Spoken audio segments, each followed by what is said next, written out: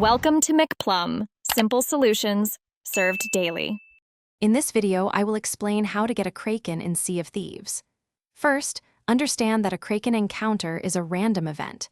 It will only appear when your ship is sailing in open, deep water, far from any islands. Crucially, no other world events like a skull fort or a skeleton fleet can be active on the map. If you see a cloud in the sky, the Kraken will not spawn. Before you seek out this legendary beast, preparation is key. Make sure your ship is fully stocked with supplies. Aim for at least 100 cannonballs and 20 planks for repairs. A full crew, especially 4 pirates on a galleon, significantly increases your chances of success. Always repair any existing damage to your vessel before venturing into open waters, ready for battle. Once the Kraken attacks, focus your efforts. Target the black tentacles that rise from the water with your cannons.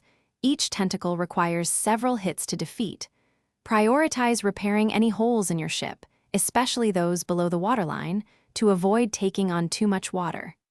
If a tentacle grabs a crewmate or your ship, use blunderbombs to force it to release its grip quickly. You'll know the Kraken is defeated when all its menacing tentacles vanish from the water, leaving behind a calm sea. Now comes the reward.